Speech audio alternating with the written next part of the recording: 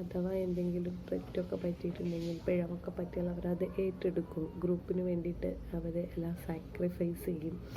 അതുപോലെ ഡെമോക്രാറ്റിക് ഉള്ളവരായിരിക്കും.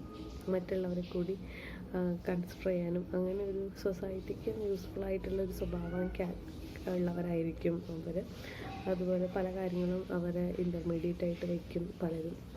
നല്ല ഹ്യൂമറസ് ആയിരിക്കും, ഇൻട്രസ്റ്റിംഗ് ക്യാരക്ടറിസ്റ്റിക്സ് അവർക്ക് ഉണ്ടാകും. അപ്പോൾ ഇതൊക്കെയാണ് അവരുടെ സോഷ്യൽ ക്യാരക്ടറിസ്റ്റിക്സ് എന്ന് പറഞ്ഞാൽ. അതായത് സോഷ്യലി വളരെ എക്സ്ട്രോവേർട്ടായിട്ട് എല്ലാവരുടെയും കാര്യത്തിൽ ഇടപെട്ട് നടക്കുന്ന നല്ല ജോലി മൈൻഡുള്ള ആളുകളായിരിക്കും പൊതുവെ ഈ ഗിഫ്റ്റഡ് ചിൽഡ്രൻ. ഇതിനും എക്സെപ്ഷൻസ് ഉണ്ടാവും കേട്ടോ. അപ്പോൾ നമ്മൾ സാധാരണ കാണുന്ന കുട്ടികളെ നമ്മൾ നോക്കിക്കഴിഞ്ഞാൽ ഇതൊക്കെയാണ് അവരുടെ ക്യാരക്ടറിസ്റ്റിക്സ് ആയിട്ട് വരാറുള്ളത്. ഇനി ഇവർക്ക് ഇതൊക്കെ ഇവരുടെ പോസിറ്റീവ് സൈഡാണെങ്കിലും ഇവർക്ക് ചില നെഗറ്റീവ് ക്യാരക്ടറിസ്റ്റിക്സുകൾ കൂടിയുണ്ട്. അതായത് ഇവർക്കൊരു കാര്യം പറഞ്ഞാൽ പെട്ടെന്ന് മനസ്സിലാവും എന്നുള്ളത് കൊണ്ട് തന്നെ അവർക്ക് ക്ലാസ് റൂമുകൾ പെട്ടെന്ന് ബോറടിക്കും. ടീച്ചർ റിപ്പീറ്റ് ചെയ്യുന്നത് അവർക്ക് ബോറടിക്കും. പിന്നെ ഇവർ കൂടുതൽ ക്വസ്റ്റ്യൻസൊക്കെ ചോദിച്ചിട്ട് ടീച്ചേഴ്സിനൊക്കെ ബുദ്ധിമുട്ടിക്കാൻ ഇവർക്ക് പ്രത്യേക ഒരു നാക്ക് ഉണ്ടാവും. അപ്പോൾ അത് നമുക്കൊരു ബുദ്ധിമുട്ടായിരിക്കും. പിന്നെ ചില സമയത്ത് ഇവർ ഐസൊലേറ്റഡ് ആയിട്ട് ഞാൻ സുപ്പീരിയർ ആണ് എന്നുള്ള അങ്ങനത്തെ ഗിഫ്റ്റഡ് ചിൽഡ്രൻസും ഉണ്ട്. മറ്റുള്ളവരെ നെഗ്ലക്റ്റ് ചെയ്യാനൊക്കെയുള്ള ഒരു സാധ്യതയും ഉണ്ട്. അതുപോലെ ഇവർ വളരെ ഇനറ്റൻറ്റീവും അതുപോലെ ഡിസ്റ്റർബിങ്ങും ആവും. അതുപോലെ ലേസി, ചില കാര്യങ്ങളിലൊക്കെ ഇവരുടെ കാര്യം അവർ തീർത്തിട്ട് അവർ ലേസിനെസ് മൂഡിൽ മറ്റുള്ളവരെ കൂടി സ്പോയിൽ ചെയ്യാനുള്ള സാധ്യതകൾ കൂടുതലാണ്. ആൻഡ് സെൻസിറ്റീവായിട്ടുള്ള അല്ലെങ്കിൽ വളരെ ദേഷ്യം കൂടുതലുള്ള ഗിഫ്റ്റഡ് ചിൽഡ്രൻസും ഉണ്ട്. അല്ലെങ്കിൽ അവർ ഔട്ട് സ്പോക്കൺ ആയിട്ട് മാറാറുണ്ട്. അതുപോലെ കെയർലെസ് ആയി മാറാറുണ്ട്. നമ്മളുടെ എല്ലാം ചില കുട്ടികൾക്കാണെയുള്ള ആറ്റിറ്റ്യൂഡാണ്, എനിക്കറിയാം ഇന്ന് പഠിപ്പിക്കേണ്ട അങ്ങനത്തെ ഉള്ളൊരു ആറ്റിറ്റ്യൂഡുള്ള കുട്ടികളും ഉണ്ട്. അപ്പോൾ ഇതുപോലത്തെ ചില നെഗറ്റീവ് ക്യാരക്ടറിസ്റ്റിക്സും അവർക്കുണ്ട്. എന്നിരുന്നാലും അവർ നമ്മുടെ ഭാവിക്ക് അവരെ നമ്മൾ ട്രെയിൻ ചെയ്തെടുക്കുകയാണെങ്കിൽ നമ്മുടെ രാജ്യത്തിൻ്റെ ഭാവിക്കൊക്കെ അല്ലെങ്കിൽ നമ്മുടെ നാടിൻ്റെ നന്മയ്ക്കൊക്കെ അവർ വളരെ ഹെൽപ്ഫുള്ളായിട്ടുള്ള കാറ്റഗറി ഓഫ് ചിൽഡ്രൻ ആണ് ഈ ഗിഫ്റ്റഡ് ചിൽഡ്രൻ എന്ന് പറയുന്നത്. അപ്പോൾ ഇനി ഗിഫ്റ്റഡ് ചിൽഡ്രനെ ഐഡൻറ്റിഫൈ ചെയ്യുക എന്നുള്ളതാണ് ഒരു ക്ലാസ്സിൽ ചെന്ന് കഴിഞ്ഞാൽ നമ്മളൊക്കെ ചെയ്യേണ്ട ഫസ്റ്റ് ഡ്യൂട്ടി എന്ന് പറയുന്നത്. അപ്പോൾ നമുക്ക് പല ഇൻഫോർമൽ മെത്തേഡ്സ് വഴി അല്ലെങ്കിൽ ഒബ്സർവേഷൻ വഴിയൊക്കെ നമുക്ക് കണ്ടുപിടിക്കാൻ പറ്റും. അത് നമുക്ക് അറിയാൻ പറ്റുമല്ലോ, ക്ലാസ്സിൻ്റെ നമുക്ക് അറിയാൻ പറ്റും. അതല്ലെങ്കിൽ നമുക്ക് അവർക്ക് കുറേ സൈക്കോളജിക്കൽ ടെസ്റ്റോ അല്ലെങ്കിൽ കൗൺസിലേഴ്സിനൊക്കെ കൊണ്ടുവന്നിട്ട് ഇവരുടെ ഇന്നേറ്റ് കാര്യങ്ങളൊക്കെ കണ്ടുപിടിച്ചിട്ട് നമുക്ക് അവരെ പക്ക പ്രൊഫഷണൽ വേയിൽ തിരിച്ചറിയാനായിട്ട് സാധിക്കും. ഇങ്ങനെയൊക്കെ തിരിച്ചറിയാനായിട്ടാണ് നമ്മൾ ഇൻഫോർമലി കണ്ടുപിടിക്കുന്നത് തന്നെയാണ് സാധാരണ നടക്കാറുള്ളത്. ഇനി ഇത് എങ്ങനെയുള്ള കുട്ടികളായിരിക്കും ഈ ഗിഫ്റ്റഡ്? അതിപ്പോൾ നിങ്ങളൊരു ക്ലാസ് റൂമിൽ ചെന്നാൽ ആരെയാണ് നമ്മൾ ഗിഫ്റ്റഡ് എന്ന് വിളിക്കേണ്ടതെന്നൊരു കൺഫ്യൂഷൻ ഉണ്ടാവും തുടക്കത്തിലല്ലോ. അവർക്ക് ചില സിംറ്റംസൊക്കെ ഉണ്ട്.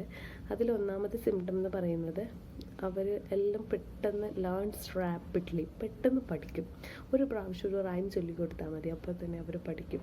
അപ്പോൾ അവർ ലേൺസ് റാപ്പിഡ്ലി ആൻഡ് ഈസിലി, അത് അവരുടെ ഒരു ക്യാരക്ടറിസ്റ്റിക്സ് ആണ്. രണ്ടാമത്തത് use a lot of common sense and practical knowledge. എല്ലാത്തിനും നമ്മളോട് ഹെൽപ്പ് ചോദിക്കില്ല, അവർ സ്വയം ഇനിഷ്യേറ്റീവ് എടുത്ത് ചെയ്യാനൊക്കെ ശ്രമിക്കും ഈ ഒരു കാറ്റഗറിയിലുള്ള കുട്ടികൾ. അതുപോലെ things clearly and recognise complex relationship and comprehend the meaning easily. നമുക്ക് ചില കാര്യങ്ങൾ പറയുമ്പോൾ മനസ്സിലാവില്ല, പക്ഷെ അവരുടെ പ്രായത്തിൽ കവിഞ്ഞ ഒരു പക്വത ഈ ഒരു കാര്യത്തിൽ കാണിക്കും. അതുപോലെ ഗുഡ് മെമ്മറി, പണ്ട് നടന്ന കാര്യങ്ങളൊക്കെ ഓർത്ത് വെച്ചിട്ട് പറയും. അതുപോലെ ഈ ബെറ്റർ അണ്ടർസ്റ്റാൻഡിങ് ഉള്ള കുട്ടികളായിരിക്കും. ഗുഡ് ഇൻ ലാംഗ്വേജ് അല്ലെങ്കിൽ നമ്മൾ പുതിയൊരു കാര്യം വൊക്കാബുലറി ഒക്കെ പഠിപ്പിച്ചു കൊടുത്താൽ അവരത് അപ്ലൈ ചെയ്യും. ആപ്ലിക്കേഷൻ ലെവൽ അവർക്ക് കൂടുതലായിരിക്കും. അതുപോലെ എക്സ്ട്രാ ബുക്സൊക്കെ വായിക്കാൻ അവർ ഇൻട്രസ്റ്റഡ് കാണിക്കും. മെൻ്റൽ ടാസ്കൊക്കെ പെട്ടെന്ന്, അതായത് ബുദ്ധിമുട്ടുള്ള മെൻ്റൽ ടാസ്കുകൾ വരെ ഇവർ ചെയ്യും. അതുപോലെ വൈഡ് റേഞ്ച് ഓഫ് ഇൻട്രസ്റ്റ്, പാട്ട് പഠിക്കാൻ ഇൻട്രസ്റ്റ് ഉണ്ടാവും, പാടാൻ ഇൻട്രസ്റ്റ് ഉണ്ടാവും, അങ്ങനെ പല കാര്യങ്ങളിലും ഇൻട്രസ്റ്റുകൾ ഇവരുടെ വൈഡായിരിക്കും. അതുപോലെ കീൻ ഒബ്സർവർ ആയിരിക്കും. ഗുഡ് വൊക്കാബുലറി ഉണ്ടാകും. ക്വിക്ക് റിയാക്ഷൻ ആയിരിക്കും. ലാംഗ്വേജ് പ്രൊഫിഷ്യൻസി കൂടുതലായിരിക്കും. എല്ലാവരും ഓരോ ഒഴുക്കിനൊത്ത് നീന്തുമ്പോൾ ഇവർ തിരിച്ചൊരു ഒഴുക്കിന് പോകാൻ നോക്കും. അതായത് കോമൺ എല്ലാവരും ചെയ്യുന്ന ആൻസേഴ്സ് ചെയ്യുന്ന ആ ഒരു വേ ഒക്കെ മാറ്റിയിട്ട് ഇവർക്ക് ഇവരുടേതായ ഒരു വേ ഒക്കെ ഉണ്ടാവും. ചില കുട്ടികളൊക്കെ നമ്മൾ കാണും പറയുന്നതിന് മുന്നേ ആൻസർ പറയുക. അതെങ്ങനെ പറഞ്ഞതെന്ന് വെച്ചാൽ അവർക്കറിയില്ല. പക്ഷെ അങ്ങനെയുള്ള എബിലിറ്റീസൊക്കെ ഇവർക്ക് ഉണ്ടാവും. അതുപോലെ ബുക്സ് വായിക്കാനും ബുക്സുമായിട്ട് നിൽക്കാനും ഒക്കെ അവർക്ക് ഇഷ്ടമുണ്ടാവും. പുതിയ കാര്യങ്ങൾ പഠിച്ചെടുക്കണം എന്നുള്ള ഒരു കാര്യമായിരിക്കും അവർക്ക് കൊടുക്കുന്ന. ഒരു വേഗം പഠിക്കും, എന്നിട്ട് ഇനിയും പുതിയത് പഠിക്കണം, അല്ലെങ്കിൽ എന്തെങ്കിലുമൊക്കെ ചെയ്യണം. അങ്ങനത്തെ നമ്മൾ ശരിക്കും പൊരുവരിപ്പ് എന്ന് പറയുന്ന ഒരു കാറ്റഗറി പിള്ളേരാണ് ഈ ഗിഫ്റ്റഡ് ചിൽഡ്രൻ. ഓക്കെ, ഇനി നമുക്ക് ഞാൻ പറഞ്ഞു നമുക്ക് അഡ്മിനിസ്ട്രേറ്റീവ് ഇൻ്റലിജൻസ് ടെസ്റ്റോ അല്ലെങ്കിൽ അച്ചീവ്മെൻറ്റ് ടെസ്റ്റോ ക്ലാസ്സിലെ അക്കാഡമിക് ടെസ്റ്റോ അങ്ങനെ നമ്മുടെ ക്യുമുലേറ്റീവ് റെക്കോർഡ്സോ അങ്ങനെ എന്ത് ടീച്ചേഴ്സിനോടും പാരൻസിനോടും ഒക്കെ നമ്മൾ സംസാരിക്കുമ്പോഴും പിന്നെ പഴയ ക്ലാസ് ടീച്ചറോട് സംസാരിക്കുമ്പോൾ പാരൻസിനോട് സംസാരിക്കുമ്പോൾ അല്ലെങ്കിൽ ഒരു ആക്ടിവിറ്റി കൊടുത്തിട്ട് അവൻ ചെയ്യുന്ന കാണുമ്പോൾ ഒക്കെ നമുക്ക് ഇയാളുടെ ഒരു ലെവൽ ഓഫ് ഇൻ്റലിജൻസ് അല്ലെങ്കിൽ ഗിഫ്റ്റഡ്നെസ് ഒക്കെ നമുക്ക് മനസ്സിലാക്കാനായിട്ട് സാധിക്കും. അപ്പോൾ ടീച്ചേഴ്സിനാണ് ഇത് കൂടുതൽ മനസ്സിലാവുക പാരൻസിനെക്കാട്ടിലും. കാരണം കുറേ കുട്ടികളുടെ ഇടയിൽ, ശരാശരി കുട്ടികളുടെ ഇടയിൽ ഒരാൾ എക്സ്ട്രാ ഓർഡിനറി ആയിട്ട് പെർഫോം ചെയ്യുമ്പോൾ തീർച്ചയായിട്ടും ആൾ നമ്മളുടെ ശ്രദ്ധ ആകർഷിക്കും. പാരൻസിനെ സംബന്ധിച്ച് അവർക്ക് ആ ഒരു പ്രായത്തിൽ ആ ഒരു കുട്ടിയുള്ളൂ. അപ്പോൾ അവർക്ക് കൂടുതൽ കമ്പയർ ചെയ്യാനൊന്നും ആ ഒരു അവസരം കിട്ടിയെന്ന് വരില്ല. അപ്പോൾ ടീച്ചേഴ്സാണ് ഇവരെ കണ്ടുപിടിക്കേണ്ടതും അവർക്ക് വേണ്ട നറിഷ്മെൻറ്റ്സ് ഒക്കെ ചെയ്ത് കൊടുത്തിട്ട് ഇവരെ നല്ലൊരു നിലയിലേക്ക് എത്തിക്കേണ്ടത്. ഇങ്ങനെയുള്ള കുട്ടികളുടെ ഒരു പ്രത്യേകത എന്ന് പറഞ്ഞാൽ ഇവർ നന്നാവാനും ചീത്താവാനും സാധ്യത കൂടുതലാണ്. അപ്പോൾ നല്ലൊരു പാത്തിക്കൂടെ ഇവരെ കൊണ്ടുപോകുക എന്നുള്ളത് ടീച്ചേഴ്സിൻ്റെ കടമയായിട്ട് വരുന്ന ഒരു കാര്യമാണ്. ഇനി ഇവർക്ക് കുറേ പ്രോബ്ലംസ് ഉണ്ട്, അത് ഞാൻ പറഞ്ഞു. ഇപ്പോൾ അവരുടെ വർക്ക് പെട്ടെന്ന് തീർത്തിട്ട് അവർ ഫ്രീ ടൈം മറ്റുള്ളവരെ കൂടി സ്പോയിൽ ചെയ്യുക, അല്ലെങ്കിൽ അവർ പിന്നെ ലേസി ആവും ക്ലാസ്സിൽ. അപ്പോൾ ഇവർ ഇനറ്റൻറ്റീവ് ആവാം. അവരുടെ കാര്യം കഴിഞ്ഞ് കഴിഞ്ഞാൽ ഇവർ ഇനറ്റൻറ്റീവ് ആവാനും പിന്നെ ഫാമിലിയിൽ അഡ്ജസ്റ്റ് ചെയ്യാനൊക്കെയുള്ള പ്രോബ്ലംസ് ഉണ്ടാവും. അതുപോലെ സ്കൂളിൽ കുറേ അഡ്ജസ്റ്റ്മെൻറ്റ് പ്രോബ്ലംസ് ഉണ്ടാവും. ഒരു ഓവർ സ്മാർട്ടായിട്ട് ഫീൽ ചെയ്യില്ല നമുക്ക്. അതുപോലെ സൊസൈറ്റിയിലും അതുപോലെ തന്നെ എല്ലാ കാര്യങ്ങളിലും പോയി തലയിടാനും അതൊക്കെ വലിച്ചഴിക്കാനും ഒക്കെ ഉള്ള സാധ്യതകൾ കൂടുതലാണ്. മെൻ്റലി അഡ്ജസ്റ്റ് ചെയ്യാനും പാടാണ്. അപ്പം ഓരോന്നിനും തലയിടുമ്പോഴാണ് നമ്മൾ ഓരോന്നിനുള്ള പ്രഷർ അനുഭവിക്കാമല്ലോ. അപ്പോൾ ഇവർ ആവശ്യമുള്ളതിനും ആവശ്യമില്ലാത്തതിനും ഒക്കെ അത് അനുഭവിക്കേണ്ടതായിട്ട് വരും. അതുപോലെ ടീച്ചേഴ്സിനെ ക്വസ്റ്റ്യൻ ചെയ്യാൻ അല്ലെങ്കിൽ കരിക്കുലം അവർക്ക് പോരായ്മ ആവും. അങ്ങനെ പല പ്രോബ്ലംസും ഇവർക്ക് ഉണ്ടാവാറുണ്ട്. ഇനി ഇത് കണ്ടുപിടിച്ചില്ലെങ്കിൽ ഇവരെ നമ്മൾ തെമ്മാടികൾ താന്തോന്നികൾ എന്നൊക്കെ വിളിച്ചിട്ട് അവരെ അവർക്കുള്ള ആ പോസിറ്റീവ്നെസ്സിനെ നെഗറ്റീവാക്കി മാറ്റാനുള്ള സാധ്യത കൂടുതലാണ്. അതുപോലെ ക്ലാസ് റൂം വർക്കൊക്കെ ഈസിലി അവർ കംപ്ലീറ്റ് ചെയ്തിട്ട് മറ്റുള്ളവരെ ഡിസ്ട്രാക്ട് ചെയ്യാൻ അല്ലെങ്കിൽ ഡിസ്റ്റർബ് ചെയ്യാനുള്ള സാധ്യതകൾ കൂടുതലാണ്. പ്രോപ്പർ ഗൈഡൻസ് കിട്ടിയില്ലെങ്കിൽ വഴിമാറി പോകാനുള്ള സാധ്യതകൾ കൂടുതലാണ്. ഗുഡ് ഫ്രണ്ട്സിനെ കിട്ടിയില്ലെങ്കിൽ അവർ ഒറ്റപ്പെട്ടു പോകാനുള്ള സാധ്യത കൂടുതൽ. അപ്പോൾ അങ്ങനത്തെ ഒരുപാട് ഉണ്ട് ആക്ച്വലി. അപ്പോൾ ഇതിന് വേണ്ടത് ഇതൊരു നല്ല കാര്യമാണ്. You are doing A great thing എന്നൊക്കെ പറഞ്ഞിട്ട് നമ്മളവരെ അപ്രിഷ്യേറ്റ് ചെയ്യാനോ അല്ലെങ്കിൽ അവർക്കൊരു പോസിറ്റീവ് റീഎൻഫോഴ്സ്മെൻറ്റ് കൊടുക്കാനും ഒക്കെ ടീച്ചേഴ്സിന് സാധിക്കണം. പല ടീച്ചേഴ്സും ഇവർ തലവേദനയായിട്ട് കാണുന്നവരാണ്. ബിക്കോസ് നമ്മൾ പ്രിപ്പയർ ചെയ്തതിൻ്റെ അപ്പുറത്തുനിന്ന് ക്വസ്റ്റ്യൻ ചോദിക്കുന്നവരുമാണ് ഈ ഗിഫ്റ്റഡ് ചിൽഡ്രൻ എന്നൊക്കെ പറയുന്നത്. അപ്പോൾ നമുക്കവർ വലിയ താല്പര്യം ഉണ്ടാവാതെ പോകാറുണ്ട്. അപ്പോൾ അതുകൊണ്ട് നമ്മളവരെ ഈ ഒരു കാര്യങ്ങളിലൊക്കെ അവർ പോസിറ്റീവായിട്ട് കൊണ്ട് നടക്കുക, അല്ലെങ്കിൽ നല്ല രീതിയിൽ നല്ല വഴിയിൽ കൊണ്ടുപോവുക. അവർക്കുള്ള ആ ഒരു സ്പെഷ്യൽ ക്യാരക്ടറിനെ നല്ല ഒരു കാര്യത്തിന് വേണ്ടി ഉപകാരപ്പെടുത്തുക എന്നുള്ളതൊക്കെ പറയുന്നത് ടീച്ചേഴ്സിന് മാത്രം ചെയ്യാൻ പറ്റാവുന്ന ചില കാര്യങ്ങളാണ്. അപ്പോൾ ഇവരുടെ എഡ്യൂക്കേഷൻ ഇവർക്ക് കൊടുക്കുമ്പോൾ ചില പ്രത്യേകതകളുണ്ട്. കാരണം എല്ലാവർക്കും കൊടുക്കുന്നത് പോലെ, അതായത് എല്ലാവർക്കും എടുക്കുന്ന അത്രയും ടൈം ഇവർക്ക് എടുക്കില്ല പഠിക്കാനായിട്ട്. അപ്പോൾ എത്രയും പെട്ടെന്ന് ഇവരാണെങ്കിൽ ഒരു ഓർഡിനറി ക്ലാസ്സിലാണ് ഇരിക്കുന്നതെങ്കിൽ ഇവർ മാത്രം നമുക്ക് ശ്രദ്ധിക്കാനും പറ്റില്ല, നമുക്ക് മറ്റുള്ളവരെയും ശ്രദ്ധിക്കണ്ടേ.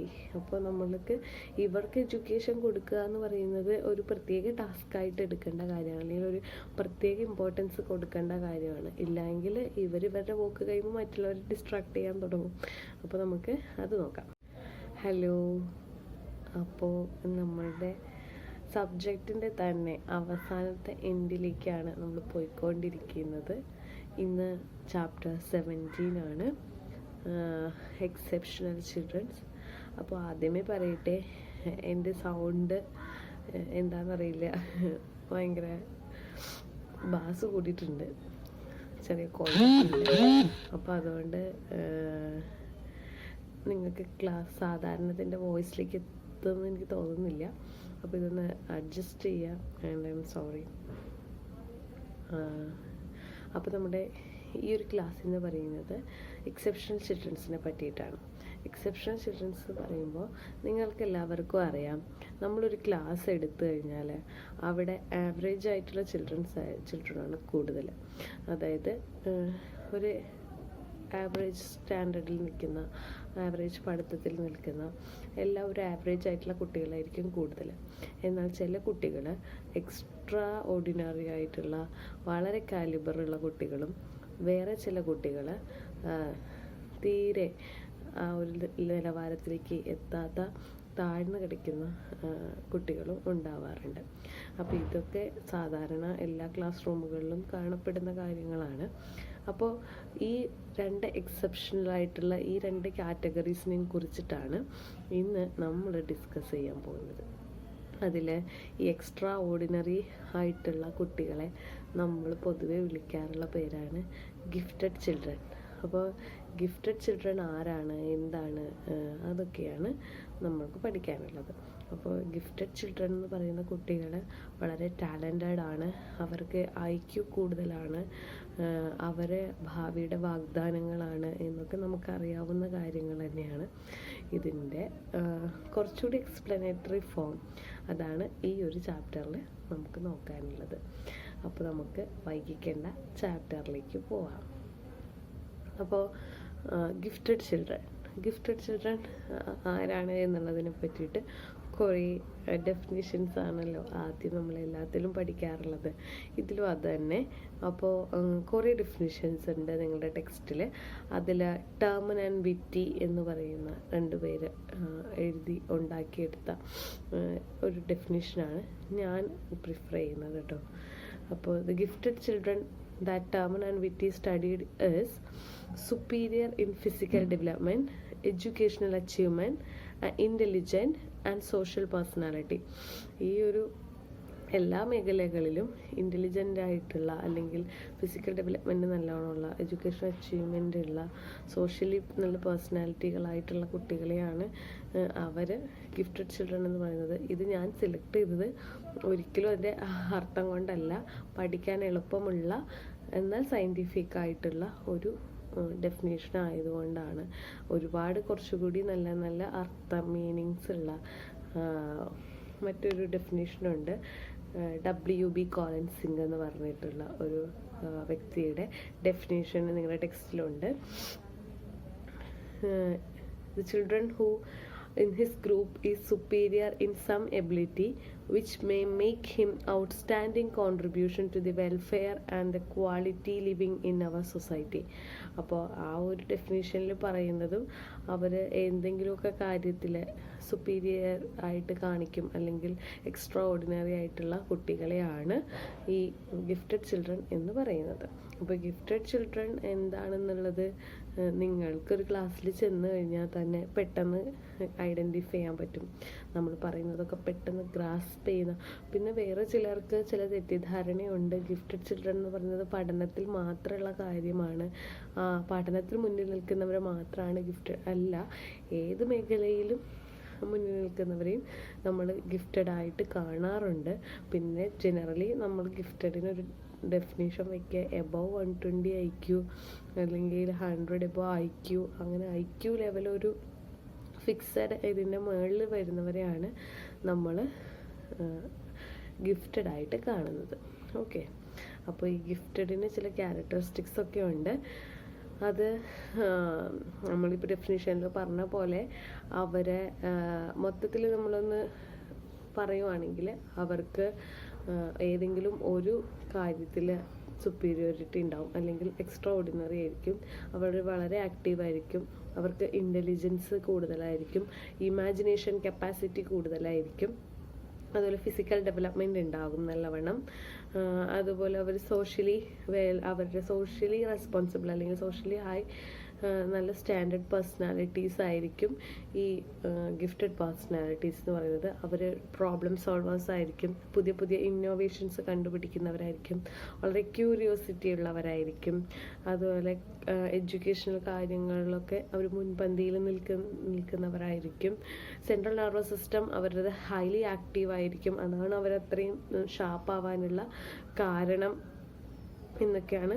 അതുപോലെ അവർക്ക് remarking and outstanding performance in any task, ഏതെങ്കിലും അറ്റ്ലീസ്റ്റ് ഒരു ടാസ്കിലെങ്കിലും അവർക്ക് റിമാർക്കബിൾ ആൻഡ് ഔട്ട്സ്റ്റാൻഡിങ് ആയിട്ടുള്ള പെർഫോമൻസ് കാഴ്ചവെക്കാനായിട്ട് സാധിക്കും. അപ്പോൾ ഇതൊക്കെ നമ്മൾക്ക് അറിയാവുന്ന കാര്യങ്ങൾ തന്നെയാണ്. കൂടുതൽ നമ്മൾക്ക് കുറച്ചുകൂടി ഡീപ്പായിട്ട് ചെന്ന് പറഞ്ഞാൽ അല്ലെങ്കിൽ ഇതൊക്കെ തന്നെയാണ് ഗിഫ്റ്റഡ് ചിൽഡ്രൻ്റെ ക്യാരക്ടറിസ്റ്റിക്സ്. പക്ഷേ നമ്മൾ പഠിക്കുമ്പോൾ ഗിഫ്റ്റഡ് ചിൽഡ്രൻ്റെ ക്യാരക്ടറിസ്റ്റിക്സിനെ നമുക്ക് 3ആയിട്ട് ഡിവൈഡ് ചെയ്യാം. അതായത് ചില social characteristics, intellectual characteristics and personality characteristics, അങ്ങനെ 3 ടൈപ്പായിട്ട് നമുക്ക് ക്ലാസിഫൈ ചെയ്യാനായിട്ട് പറ്റും. അതിൽ ആദ്യം നമുക്ക് ഇൻ്റലക്ച്വലി ക്യാരക്ടറിസ്റ്റിക്സ് എന്തൊക്കെയാണെന്ന് നോക്കാം. അവർക്ക് better ability to organise, analyse, memorise, synthesise and reason out anythings. അപ്പോൾ നമ്മൾ ഒരു കാര്യം ഓർത്തിരിക്കാനോ അല്ലെങ്കിൽ ഒരു കാര്യത്തിൽ നിന്നൊരു കാര്യത്തിന് തിരിച്ചെടുക്കാൻ അങ്ങനെയുള്ള കഴിവുകൾ ഇവർക്ക് കൂടുതലായിരിക്കും. അതുപോലെ ലേണിംഗ് വളരെ ഫാസ്റ്റ് ആയിരിക്കും, കോംപ്രിഹെൻസ് ചെയ്യാനുള്ള കപ്പാസിറ്റി കൂടുതലായിരിക്കും. അതുപോലെ ക്വിക്കായിട്ട്, അതുപോലെ ക്ലിയർ ആയിട്ടുള്ളൊരു എക്സ്പ്രഷൻ, അവർ പറയുന്നത് മറ്റുള്ളവർക്ക് കമ്മ്യൂണിക്കേറ്റിംഗ് ആ ഒരു കാര്യം കൂടുതലായിട്ടുണ്ടാവും. അതുപോലെ good abstract of thinking and good insight ഉള്ളവരായിരിക്കും. അവർക്ക് ചില കാര്യങ്ങളൊന്നും ആരും പറഞ്ഞു കൊടുക്കേണ്ട, അല്ലാതെ തന്നെ അവർ അബ്സ്ട്രാക്ട് ചെയ്ത് തിങ്ക് ചെയ്തെടുക്കാൻ കപ്പാസിറ്റി ഉള്ളവരായിരിക്കും. And good imagination, good power use of ഐഡിയാസിനെയൊക്കെ നടപ്പിലാക്കാനുള്ള ഒരു കപ്പാസിറ്റി അവർക്കുണ്ടാകും.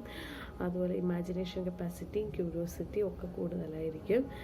അതുപോലെ better understanding and comprehensive power, rich vocabulary, language കൂടുതലുള്ളത് അവരുടെ ഒരു പ്രത്യേക ക്യാരക്ടറാണ്. അവർക്ക് പെട്ടെന്ന് ലാംഗ്വേജ് ഫോളോ ചെയ്യാനും പുതിയ ലാംഗ്വേജസ് പഠിച്ചെടുക്കാനും ഒക്കെ ഗിഫ്റ്റഡ് ചിൽഡ്രൻസ് അതിൽ ഇൻട്രസ്റ്റഡ് ആയിരിക്കും. വേരിഡ് ആൻഡ് വൈഡ് ഇൻട്രസ്റ്റ്, ഒരൊറ്റ കാര്യത്തിലല്ല പല കാര്യത്തിലായിരിക്കും അവരുടെ ഇൻട്രസ്റ്റുകൾ. അതുപോലെ IQ എബവ് 125 ആണ് ചിലവർ. അത് 125 എബവ് വന്നാലാണ് IQ ഗിഫ്റ്റഡാന്ന് പറയുന്നത്.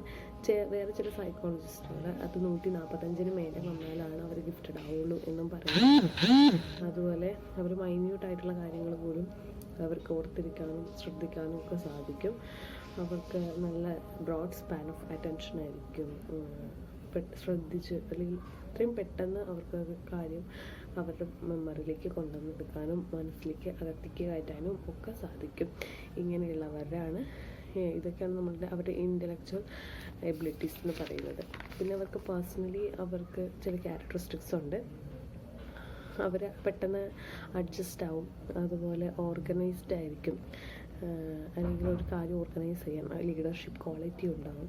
അതിനെ അനലൈസ് ചെയ്യാനും സിന്തസൈസ് ചെയ്യാനും ഒക്കെ പ്രൊജക്റ്റ് മെത്തേഡൊക്കെ ഇവർക്ക് വളരെ യൂസ്ഫുൾ ആയിട്ടുള്ള കാര്യങ്ങളായിരിക്കും. അതുപോലെ അവർക്ക് ബെറ്റർ പ്ലാനിങ് കപ്പാസിറ്റി ഉണ്ടാവും. അവരൊരു കാര്യം ഏൽപ്പിച്ചാൽ അവരത് നന്നായിട്ട് ചെയ്യും.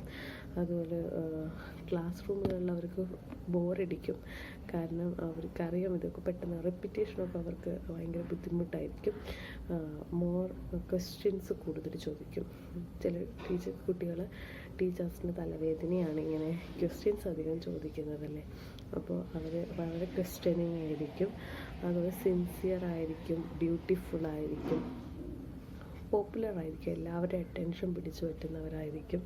അതുപോലെ ജനറലി അവർ സുപ്പീരിയർ ക്യാരക്ടറിസ്റ്റിക്സ് ഒക്കെ കാണിക്കും. അതവർക്ക് എല്ലാ കാര്യങ്ങൾക്കും അവർ മുൻപന്തിയിലുണ്ടാകും. ഒന്നിനില്ല എക്സ്ട്രോവേർട്ടായിട്ടുള്ള അവരുടെ ക്യാരക്ടർ അങ്ങനെയായിരിക്കും, എക്സ്ട്രോവേർട്ടായിരിക്കും. അപ്പോൾ ഇതൊക്കെയാണ് അവരുടെ പേഴ്സണാലിറ്റിയുടെ ക്യാരക്ടറിസ്റ്റിക്സ് എന്ന് പറയുന്നത്. പിന്നെ സോഷ്യൽ ക്യാരക്ടറിസ്റ്റിക്സ് കൂടിയുണ്ട്.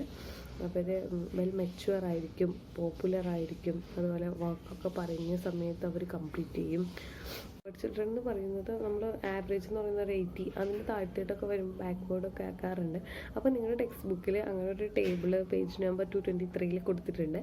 അപ്പോൾ നിങ്ങളതൊന്ന് റെഫർ ചെയ്ത് നോക്കുക. അതിനകത്ത് നമ്മൾ പറയുന്നുണ്ട് ഒരു 80 ആണ്, 80ക്ക് ബിലോ ഒക്കെ വരുമ്പോഴത്തേക്കും ബാക്ക്വേർഡ് ഓൺലി ആവും. അപ്പോൾ അത് നിങ്ങളുടെ ടെക്സ്റ്റ് ബുക്കിലുള്ള ആ ഒരു പേജ് നിങ്ങൾ റെഫർ ചെയ്യുമ്പോൾ നിങ്ങൾക്കത് മനസ്സിലാവും. അപ്പോൾ നമ്മൾ പറയാറുണ്ട് ഗിഫ്റ്റഡ് ആണ്, എക്സ്ട്രാ ഓർഡിനറി ആണ്, ഗുഡ്, ആവറേജ്, പിന്നെ ബാക്ക്വേർഡ്, അങ്ങനെ നമ്മൾ കാറ്റഗറി ഉണ്ടാക്കി എടുത്തിട്ടുണ്ട്. ഇനി ബാക്ക്വേർഡ് ചിൽഡ്രന് ചില ക്യാരക്ടറിസ്റ്റിക്സ് ഉണ്ട്. അപ്പോൾ നമുക്കറിയാം നേരത്തെ പറഞ്ഞവരുടെ നേരെ ഓപ്പോസിറ്റ് ക്യാരക്ടറിസ്റ്റിക്സ് ആയിരിക്കും ഇവർക്കുള്ളത്. ഇവരെന്ന് പറയുന്നത് മെൻ്റൽ ഏജ് അവർക്ക് അവരുടെ ക്രോണോളജിക്കൽ ഏജിനേക്കാളും കുറവായിരിക്കും. അതുകൊണ്ടാണ് അവർ ബാക്ക്വേർഡായിട്ട് പോകുന്നത്. അതായത് അവർക്ക് ക്യാച്ച് ചെയ്യാൻ പറ്റില്ല. അവർക്ക് യഥാർത്ഥത്തിൽ വയസ്സ് കൂടുന്നുണ്ടെങ്കിലും മെൻ്റൽ ഏജ് അവർക്ക് കാര്യമായിട്ട് വർദ്ധിക്കുന്നില്ല. Backward child may be retarded, അവർക്ക് റിട്ടാർഡഡ് ആവാനുള്ള സാധ്യതകളുമുണ്ട്. അവർ ഡള്ളായിട്ടുള്ള ഒരു ക്യാരക്ടറായിരിക്കും അവരുടേത്. അതിൽ എല്ലാത്തിൽ നിന്നും ഇൻട്രോവേർട്ടായിരിക്കും. കൂടുതൽ ക്ലാസ്സിൻ്റെ കാര്യങ്ങളിലൊന്നും ഇതൊന്നും എന്നെ ബാധിക്കുന്ന കാര്യമല്ല എന്ന് വിചാരിച്ചിട്ട് മാറിയിരിക്കുന്ന ആ ഒരു ടൈപ്പ് കുട്ടികളാണ് ഈ ബാക്ക്വേർഡ് ചിൽഡ്രൻ. വേറെ ചില ബാക്ക്വേർഡ് ചിൽഡ്രൻസ് ഉണ്ട്, അവർ ക്ലാസ്സിൽ വളരെ സ്മാർട്ടായിരിക്കും, പേപ്പറിൽ മാത്രം ഇങ്ങനത്തെ കുറവുള്ള കുട്ടികളും ഉണ്ട്. അവരും ബാക്ക്വേർഡ് തന്നെ, മെൻ്റൽ ഏജാണ് അവർക്ക് കുറവുള്ളത്. അതാണ് ഇവരെ നമ്മൾ വേർതിരിക്കുന്ന കാര്യമെന്ന് പറയുന്നത്. പിന്നെ ബാക്ക്വേർഡ് ചിൽഡ്രന് വേറെ കുറേ ക്യാരക്ടറിസ്റ്റിക്സ്, ഇതൊക്കെയാണ് ജനറൽ ക്യാരക്ടറിസ്റ്റിക്സ്. ഇവർക്ക് വേറെ ഫിസിക്കൽ മെൻ്റൽ ക്യാരക്ടറിസ്റ്റിക്സ് ഒക്കെ ഉണ്ട്. ഫിസിക്കൽ ക്യാരക്ടറിസ്റ്റിക്സ് എന്ന് പറയുമ്പോൾ അവർ സ്ലോ ആയിരിക്കും, എല്ലാം ചെയ്യാൻ കുറച്ച് സ്ലോ ആയിരിക്കും, എഴുതാൻ സ്ലോ ആയിരിക്കും, ഒരു കാര്യം പറഞ്ഞാൽ അത് മനസ്സിലാക്കാൻ സ്ലോ ആയിരിക്കും. അവർക്ക് അങ്ങനത്തെ സ്ലോ ആയിട്ടുള്ള ഡെവലപ്മെൻറ്റ്, ഹെൽത്ത് ഡെവലപ്മെൻറ്റ് അങ്ങനെ ആയിരിക്കും. ചില ബാക്ക്വേർഡ് ചിൽഡ്രൻസിന് മെൻ്റൽ ഡെവലപ്മെൻറ്റും കറക്റ്റായിട്ടുണ്ടാവില്ല. അതുപോലെ അവർക്ക് ഫിസിക്കലി അവർക്ക് എന്തെങ്കിലുമൊക്കെ കുഴപ്പം, കാഴ്ച വൈകല്യം, ചെവി കേൾക്കായിക, അങ്ങനെ എന്തെങ്കിലും വൈകല്യമുള്ള കുട്ടികളും ഇങ്ങനത്തെ ഒരു കാറ്റഗറിയിൽ വരാനുള്ള സാധ്യത കൂടുതലാണ്. അതുപോലെ അവർക്ക് ചില ഡിഫക്ട്സ് ആൻഡ് ഡെഫിഷ്യൻസി ഉണ്ട്. അടുത്തത് മെൻ്റൽ ക്യാരക്ടറിസ്റ്റിക്സ് എന്ന് പറയുമ്പോൾ അവർക്കിടെ റീസണിങ്, ഇമാജിനേഷൻ, മെമ്മറി മറ്റേ ഗിഫ്റ്റഡിന് പറഞ്ഞതിൻ്റെ നേരെ ഓപ്പോസിറ്റ് ആയിരിക്കും ഈ ബാക്ക്വേർഡ് ചിൽഡ്രന് ഉള്ളത്. ആൻഡ് സോഷ്യൽ ആൻഡ് മോറൽ ക്യാരക്ടറിസ്റ്റിക്സും അവർ അങ്ങനെ തന്നെ, അവർ ഇൻട്രോവേർട്ടുകളാവാനാണ് സാധ്യത. അവർക്ക് അങ്ങനെ സോഷ്യൽ റെസ്പോൺസിബിലിറ്റീസ് ഒക്കെ വളരെ കുറവായിരിക്കും. അതരം സോഷ്യലി അണ്ടർസ്റ്റാൻഡിങ് ആയിട്ടുള്ള ട്രൈറ്റ്സും അവരുടെ വീക്കായിരിക്കും. അവരതിലൊന്നും കൂടുതൽ ഇൻട്രസ്റ്റഡ് അല്ലാത്ത ആളുകളാണ്. അവർ മറ്റുള്ളവരിൽ നിന്ന് ഐസൊലേറ്റഡ് ആയിട്ട് നിൽക്കുന്ന ആളുകളാണ്. ആൻഡ് എഡ്യൂക്കേഷണൽ ക്യാരക്ടറിസ്റ്റിക്സ് എന്ന് പറയുമ്പോൾ ഇതന്നെ അക്കാഡമിക്കലി അവർ വളരെ വീക്കായിരിക്കും. അവർ ടീച്ചേഴ്സ് പറയുന്നത് ഫോളോ ചെയ്യാൻ അല്ലെങ്കിൽ അത് ചെയ്തെടുക്കാൻ അവർക്ക് വളരെ ബുദ്ധിമുട്ടായിരിക്കും. അവർ എല്ലാ സബ്ജക്റ്റിലും പുവർ മാർക്സ് ആയിരിക്കും അവർക്ക് കിട്ടുന്നത്. മറ്റു കുട്ടികളെ വെച്ച് നോക്കുമ്പോൾ ഇവർ താഴ്ന്നു കിടക്കുന്ന അല്ലെങ്കിൽ തോൽക്കുന്ന വിഭാഗക്കാരാണ് ഈ ഒരു ബാക്ക്വേർഡ് ചിൽഡ്രൻ എന്ന് പറയുന്നത്. അതുപോലെ ക്ലാസ് റൂം ആക്ടിവിറ്റീസിലൊക്കെ പാർട്ടിസിപ്പേറ്റ് ചെയ്യാൻ, ഗ്രൂപ്പ് വർക്ക്സിലൊക്കെ പാർട്ടിസിപ്പേറ്റ് ചെയ്യാൻ ഇതൊന്നും ഇവർക്ക് വലിയ താല്പര്യം ഉണ്ടാവില്ല. ഇവർക്ക് താല്പര്യം മറ്റെന്തെങ്കിലും കാര്യങ്ങളിലൊക്കെ ആയിരിക്കും. അപ്പോൾ ഇങ്ങനെയുള്ള ബാക്ക്വേർഡ് ചിൽഡ്രനെയും നമ്മൾ ഐഡൻറ്റിഫൈ ചെയ്യണം. അത് നമ്മൾ അവരെ സെലക്ട് ചെയ്ത പോലെ, ഗിഫ്റ്റഡിനെ കണ്ടുപിടിച്ച പോലെ തന്നെയാണ് ബാക്ക്വേർഡിനെയും കണ്ടുപിടിക്കുക. അവരുടെ പെർഫോമൻസ് കാണുമ്പോൾ തന്നെ നമുക്ക് ഏറെക്കുറെ പിടികിട്ടും. പിന്നെ നമുക്ക് അവരുടെ അക്കാഡമിക് റിസൾട്ട് വരുമ്പോൾ തന്നെ വീണ്ടും കുറേ പിടികിട്ടും. പിന്നെ നമുക്ക് സൈക്കോളജിക്കൽ ടെസ്റ്റുകളോ കൗൺസിലറിൻ്റെ ഹെൽപ്പോ ഒക്കെ ഉപയോഗിച്ച് നമുക്ക് ഈ ബാക്ക്വേർഡ് ചിൽഡ്രനെ തിരിച്ചറിയാനായിട്ട് സാധിക്കും. അച്ചീവ്മെൻറ്റ് ടെസ്റ്റ്, അതായത് നമ്മൾ പറഞ്ഞ അക്കാഡമിക്കലിയുള്ള ടെസ്റ്റുകളിൽ നിന്നൊക്കെ ഇവരുടെ ഒരു ക്വാളിഫിക്കേഷൻ അല്ലെങ്കിൽ ഇവരുടെ ഒരു ക്വാളിറ്റി എന്താണെന്നുള്ളത് നമുക്ക് പിടികിട്ടും. വേറെ ചിലരുണ്ട് ക്ലാസ്സിൽ വളരെ സ്മാർട്ടായിരിക്കും, പക്ഷെ പേപ്പർ വരുമ്പോൾ നമുക്ക് വിശ്വസിക്കാൻ പറ്റില്ല ഇത് ആളുടെ പേപ്പറാണെന്ന്. അങ്ങനത്തെ കുറേ എക്സ്പീരിയൻസ് നമുക്ക് ഉണ്ടാവും. അവർക്കും ഈ ബാക്ക്വേർഡ് ചിൽഡ്രൻ്റെ ഒരു കാറ്റഗറിയാണ് അവരും എന്ന് പറയുന്നത്. ജനറൽ ക്യാരക്ടറിസ്റ്റിക്സ് ആണ് പറഞ്ഞത്. ഇതിനകത്തുള്ള എക്സെപ്ഷണൽ ക്യാരക്ടറിസ്റ്റിക്സും അവർക്കും ഉണ്ട്. ഇനി ബാക്ക്വേർഡ് ഇങ്ങനെ ആവാനുള്ള കാരണം എന്താണ്? നോർമലായിട്ടാണ് ഈ കുട്ടികളൊക്കെ ജനിച്ച് സ്കൂളുകളിലേക്കൊക്കെ എത്തുന്നത്. പക്ഷേ ഇങ്ങനെ ഒരു വ്യത്യാസം വരാനുള്ള കാരണം എന്താണെന്ന് ചോദിച്ചു കഴിഞ്ഞാൽ, ഒന്ന് അവർക്ക് ഫിസിക്കൽ കോസസ് ഉണ്ടാകാം, എന്തെങ്കിലും ഡെഫിഷ്യൻസി അല്ലെങ്കിൽ എന്തെങ്കിലും കുറവുകൾ, ഡിസോർഡേഴ്സൊക്കെ ഉണ്ടാകാം. അതൊക്കെ ആയിരിക്കാം ഇതിൻ്റെ ഒരു കാരണം എന്ന് പറയുന്നത്. അല്ലെങ്കിൽ അങ്ങനെയുള്ള വീടുകളിൽ നിന്ന് പുവർ നറിഷ്ഡ് ആയിട്ടുള്ള നല്ല ഫുഡില്ലാത്ത അങ്ങനത്തെ പ്രോബ്ലംസ് ഉള്ളവരാകാം. പിന്നെ ഒന്ന് പോസ്റ്റുറൽ ഡിഫക്ട്സ്, അതായത് നമ്മുടെ സെൻട്രൽ നെർവസ് സിസ്റ്റത്തിനോ അതിന് നമ്മുടെ വെർട്ടിബ്രൽ കോളത്തിനോ അങ്ങനെയൊക്കെ പോസ്റ്റുറലിന് എന്തെങ്കിലും വ്യത്യാസമുള്ളവരായിരിക്കാം. പുവർ എൻവയോൺമെൻറ്റ് ഓഫ് ഫാമിലി, അതായത് ജനിച്ചപ്പോൾ മുതൽ ഇങ്ങനെ ഒന്നുമില്ല, ഒരു കോംപ്ലക്സിൽ ജീവിക്കുന്ന ഫാമിലീസിലുള്ളവരായിരിക്കാം. അല്ലെങ്കിൽ അവർക്ക് നല്ല പ്രോട്ടീൻ ഫുഡ് ഉണ്ടാവില്ല, അതിനുള്ള ഒരു സിറ്റുവേഷൻസ് ഉണ്ടാവില്ല, അവരാഗ്രഹിക്കുന്നത് അവർക്ക് കിട്ടുന്നുണ്ടാവില്ല. അങ്ങനെ എന്തുമാവാം അവരുടെ അതങ്ങനെയുള്ള അത് പുവർ കണ്ടീഷൻസ് അറ്റ് സ്കൂളിൽ ഇവരെ ഒഴിവാക്കി മാറ്റി നിർത്തുന്നത്. ഇപ്പോൾ ഒരുപാട് ബാക്ക്വേർഡ് ചിൽഡ്രൻസ് പതിയെ മുന്നോട്ട് വരുന്നത് നമുക്ക് കാണാനൊക്കെ പറ്റും. അപ്പോൾ സ്കൂളിൽ അവർക്ക് കൊടുക്കുന്ന ട്രീറ്റ്മെൻറ്റ്, സ്കൂളിൻ്റെ അറ്റ്മോസ്ഫിയർ, ഇതെല്ലാം അതിൻ്റെ ഒരു കാരണമായിരിക്കും. പിന്നെ മെയിൻലി എന്ന് പറയുന്നത് ലോ ഇൻ്റലിജൻസ് ആണ്. അത് ചിലപ്പോൾ അവരുടെ ബർത്ത് ടൈമിൽ അല്ലെങ്കിൽ അവരെ കൺസീവ് ആയ ടൈമിൽ കാര്യമാണ്, അങ്ങനെയാവാം. അതല്ലെങ്കിൽ അവർക്ക് ഹെറിഡിറ്റി ആയിട്ട് എന്തെങ്കിലും പ്രോബ്ലംസ് ഉള്ളവരും ഈ ഒരു രീതിക്ക് വരാറുണ്ട്. പക്ഷെ ബാക്ക്വേർഡ് ചിൽഡ്രൻ ആണെന്ന് പറഞ്ഞ് അവർ മിക്കവാറും പഠനത്തിൽ മാത്രമായിരിക്കും പിന്നിൽ. പിന്നെ ചില കുട്ടികൾ മാറി നിൽക്കും, ഇൻട്രോവേർട്ടായിരിക്കും എന്ന് ഒഴിച്ചാൽ അവർ വേറെ പ്രശ്നങ്ങളൊന്നുമില്ല, അവർ മന്ദബുദ്ധികളാണ് അങ്ങനെയൊന്നും ഇല്ല കേട്ടോ പറയുന്നത്. അങ്ങനെയുള്ള പലരുമാണ് പിന്നീട് ചിത്രകാരന്മാർ, സിനിമ നടന്മാർ അങ്ങനെയൊക്കെ ആയിത്തീരാറുണ്ട്. ഇവർക്ക് വേറെ പ്രശ്നങ്ങളൊന്നുമില്ല, ഇവർ മെൻ്റൽ ഏജിൽ ഇത്തിരി ബാക്കായിരിക്കും എന്ന് മാത്രം. അപ്പോൾ ഇങ്ങനെയുള്ള കുട്ടികളുടെ എഡ്യൂക്കേഷൻ എന്ന് പറയുമ്പോൾ ഇവർക്ക് കുറച്ച് അധികം ടൈം വേണ്ടി വരും. അവർക്ക് റെഗുലർ ക്ലാസ് എന്തായാലും സ്പെഷ്യൽ ക്ലാസ്സും കൂടി ചിലപ്പോൾ വേണ്ടി വരും. അപ്പോൾ അവർക്ക് വേണ്ടി ടീച്ചേഴ്സ് ഒരുപാട് ടൈം കുറേ സ്പെൻഡ് ചെയ്യേണ്ടി വരും. അതൊക്കെ ഇവർക്ക് വേണ്ട എഡ്യൂക്കേഷൻ എന്ന് പറയുന്നത്. അതുപോലെ എല്ലാ കാര്യങ്ങളും അവർക്ക് സിമ്പിളായിട്ട് പറഞ്ഞു കൊടുക്കേണ്ടി വരും, ആദ്യം തൊട്ടേ എക്സ്പ്ലെയിൻ ചെയ്യേണ്ടി വരും. അതിൻ്റെ ഒന്നും അവർക്കായിട്ട് ചെയ്യില്ല, സ്പൂൺ ഫീഡ് ചെയ്യുന്നൊരു സിറ്റുവേഷൻ. അത് പറഞ്ഞു കൊടുത്താൽ അവർ പറയുന്നല്ലാതെ അവരായിട്ട് ചിന്തിച്ചൊന്നും എടുക്കാനുള്ള സാധ്യതയൊന്നും ഇവരുടെ കാര്യത്തിലില്ല. അല്ലെ, ഇവർക്ക് സ്പെഷ്യൽ സ്കൂളുകളൊക്കെ ഗിഫ്റ്റഡിനുള്ള സ്പെഷ്യൽ സ്കൂൾ നമ്മുടെ നാട്ടിൽ ഇല്ല എങ്കിലും ബാക്ക്വേർഡിനുള്ള പല സ്പെഷ്യൽ സ്കൂളുകളും നമ്മുടെ നാടുകളിൽ വർക്ക് ചെയ്യുന്നുണ്ട്. അതുകൊണ്ട് ഒരു പ്രൊഫഷൻ ഉള്ളതുകൊണ്ട് തന്നെ അവർക്ക് അക്കാഡമിക്സ് ഇത്തിരി കുറച്ചിട്ട് വൊക്കേഷണൽ കാര്യങ്ങൾ കൂടുതൽ കൊടുക്കുന്ന സ്കൂളുകൾ സിസ്റ്റംസ് നിലവിലുണ്ട്. ഇനി ബാക്ക്വേർഡ് ചിൽഡ്രനെ പഠിപ്പിക്കുമ്പോൾ ചില കാര്യങ്ങൾ നമ്മൾ ശ്രദ്ധിക്കണം. നമ്മുടെ ക്ലാസ് റൂം എന്ന് പറയുന്നത് ഇൻ്റഗ്രേറ്റഡ് ക്ലാസ് റൂംസ് ആണ്. അപ്പോൾ ഇവരെല്ലാവരും ഉണ്ടാവും. അപ്പോൾ അവരെ പഠിപ്പിക്കുമ്പോൾ അവർക്ക് സൈക്കോളജിക്കലി അവരെ ട്രീറ്റ് ചെയ്യണം. അതായത് നീ ഒന്നിനും കൊള്ളില്ല, നീ എന്നും ഇങ്ങനെയാണ്, ഒന്നും ചെയ്യില്ല, അങ്ങനെയുള്ള ശാപവാക്കുകളല്ല അവർക്ക് നേരെ. അവരെ പേഴ്സണലായിട്ട് നമ്മൾ കണ്ട് മീറ്റ് ചെയ്ത് അവരുടെ കാര്യങ്ങൾ ചോദിച്ചറിഞ്ഞ് അതിന് എന്തെങ്കിലും നമുക്ക് ചെയ്യാൻ പറ്റുമെങ്കിൽ അത് ചെയ്തു കൊടുക്കാൻ ഒരു ടീച്ചർ എന്നുള്ള നിലയിൽ നമ്മൾ ശ്രമിക്കണം. പിന്നെ ഹെൽത്തി അറ്റ്മോസ്ഫിയർ നമ്മുടെ സ്കൂളുകളിൽ ഒരുക്കി കൊടുക്കണം. അതുപോലെ ലേണിങ്ങിന് പോസിബിളായിട്ടുള്ള ചില കുട്ടികൾക്ക് പറഞ്ഞു കൊടുത്താൽ മനസ്സിലാവില്ല, അവർക്ക് എന്തെങ്കിലും കാട്ടിക്കൊടുത്താൽ മനസ്സിലാവും. അപ്പോൾ അത് കാട്ടിക്കൊടുക്കാനുള്ള സെറ്റപ്പൊക്കെ അങ്ങനെയുള്ള കാര്യങ്ങളൊക്കെ ചെയ്തു കൊടുക്കുക. അതുപോലെ അവർക്ക് പറ്റിയ ഒരു ടൈമിൽ അവർക്ക് ലേണിങ്ങൊക്കെ അറേഞ്ച് ചെയ്ത് കൊടുക്കുക. അതായത് അവർക്കിപ്പോൾ നമ്മളിപ്പോൾ വീട്ടിൽ പോവുകയാണെങ്കിലും ക്ലാസ്സൊക്കെ കഴിഞ്ഞ് പോയാലും അവർക്ക് വേണ്ടി കുറച്ച് ടൈം അവർ ഫോൺ വിളിച്ചാൽ അല്ലെങ്കിൽ അവർ എന്തെങ്കിലും ഡൗട്ട് ചോദിച്ചാൽ അത് ക്ലാരിഫൈ ചെയ്ത് കൊടുക്കാൻ അങ്ങനെയൊക്കെ കുറച്ച് ടൈം കൂടി നമ്മൾ അവർക്ക് വേണ്ടി സ്പെൻഡ് ചെയ്യാം. അതുപോലെ ചില കുട്ടികൾ കണ്ടില്ലേ ഫ്രീ പീരീഡ്സിലൊക്കെ നമ്മുടെ ചില ടീച്ചേഴ്സ് സ്റ്റാഫ് റൂമിൽ വിളിച്ച് പഠിപ്പിച്ചു കൊടുക്കുന്നതൊക്കെ കണ്ടിട്ടുണ്ട്.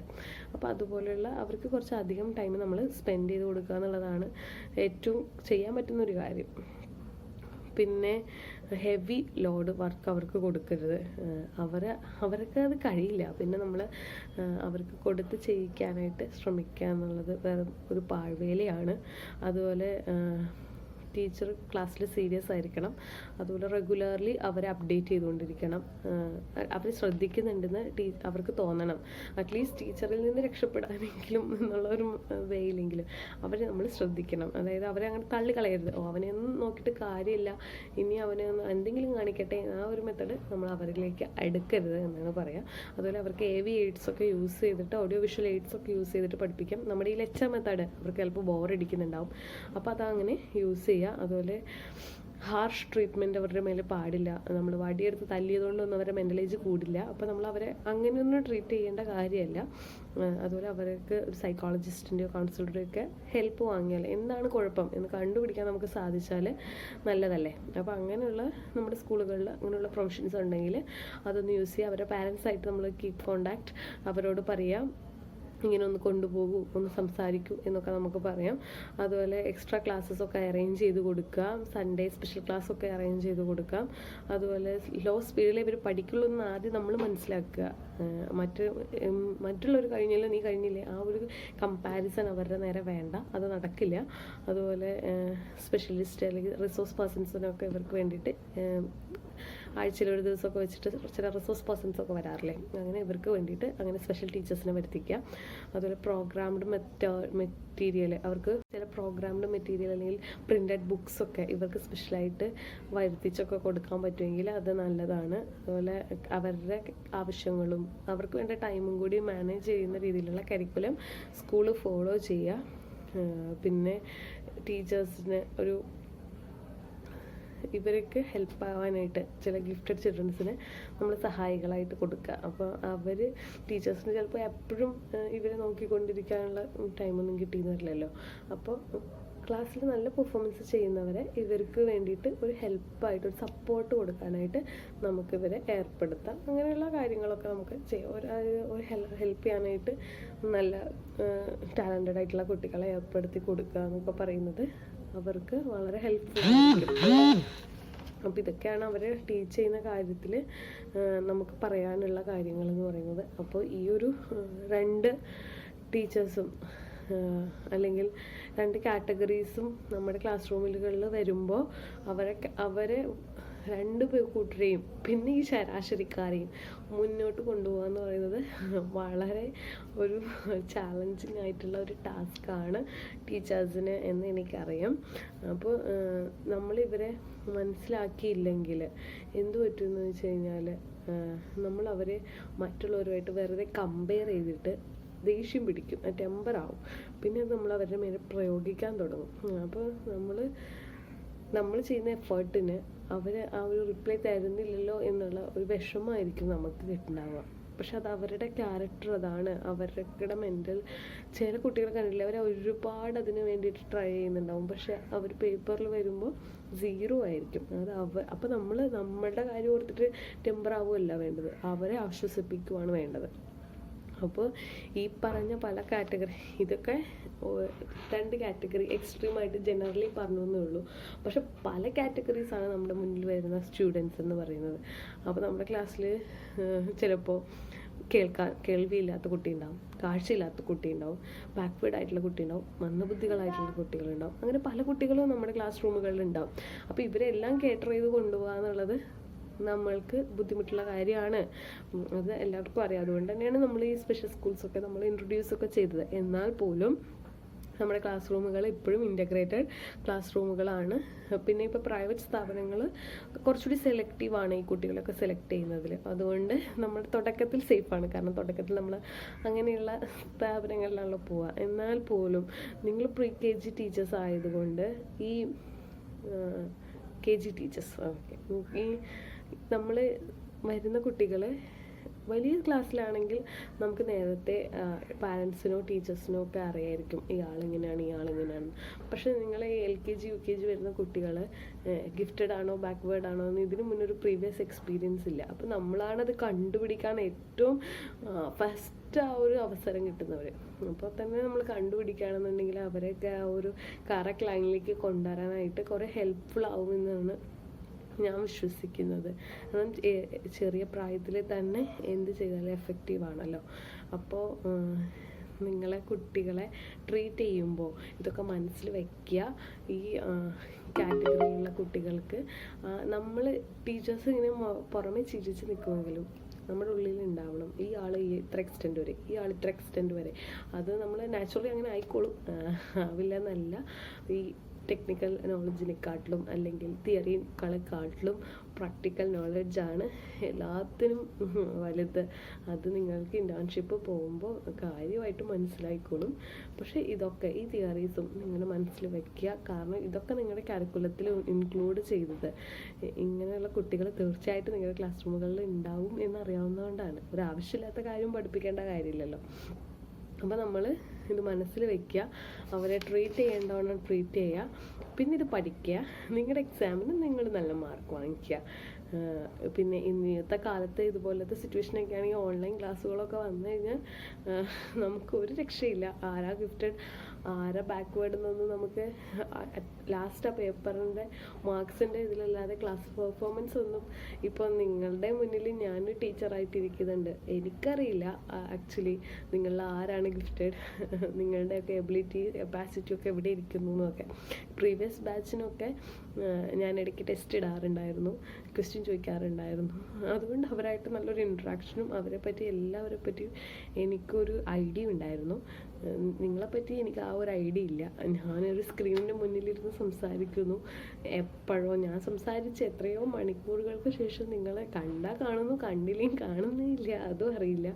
എല്ലാ സൺഡേസിലും എൻ്റെ വോയിസ് നിങ്ങളിലേക്ക് എത്തുന്നു. ഇതൊക്കെയാണ് ഇപ്പോഴത്തെ ഈ കാലഘട്ടത്തിൻ്റെ ട്രെൻഡ് ഓഫ് ടീച്ചിങ് എന്ന് പറയുന്നത്. അപ്പോൾ ആ ഒരു ട്രെൻഡാണെങ്കിൽ നിങ്ങൾക്ക് ഇതൊന്ന് അപ്ലൈ ചെയ്യാനുള്ള ഒരു പ്രൊവിഷനൊന്നും ഇല്ല. പക്ഷേ കൊറോണ മാറട്ടെ, എത്രയും പെട്ടെന്ന് ആ പഴയ കാലം തിരിച്ചു വരട്ടെ. സുവർണ കാലത്തിൽ നല്ല ജോലിയൊക്കെ നേടിയിട്ട് ടീച്ചേഴ്സിൻ്റെ, അതായത് നിങ്ങളുടെ കുട്ടികൾ നിങ്ങളെ പറ്റിയിട്ട് ഓർക്കുമ്പോൾ ആ ടീച്ചർ എന്നുള്ളത് എൻ്റെ ജീവിതം മാറ്റിമറിച്ച ഒരു ടീച്ചറാണെന്നുള്ളൊരു അഭിപ്രായം അവരിൽ ഉണ്ടാവട്ടെ. അപ്പോൾ നമ്മുടെ ഈ ചാപ്റ്റർ ഇവിടെ അവസാനിക്കുകയാണ്. എനിക്ക് തോന്നുന്നു ഇത് നമ്മുടെ ലാസ്റ്റ് ക്ലാസ്സാണ്. നെക്സ്റ്റ് ചാപ്റ്റർ എന്ന് പറയുന്നത് നിങ്ങൾക്ക് അസൈൻമെൻ്റ് ആണ്. അപ്പോൾ ചൈൽഡ് സൈക്കോളജി ഒഫീഷ്യലി ഇവിടെ ക്ലാസ് അവസാനിക്കുകയാണെന്ന് ഞാൻ പ്രഖ്യാപിക്കുകയാണ് കേട്ടോ. അപ്പോൾ ശരി, നമുക്ക് ഇനി അടുത്ത ക്ലാസ്സിൽ കാണാം. അടുത്ത ക്ലാസ് മീൻസ് അടുത്ത ഒരു പേപ്പറായിട്ട് ഞാൻ വരുന്നുണ്ട്. അപ്പോൾ സി യു. Thank you.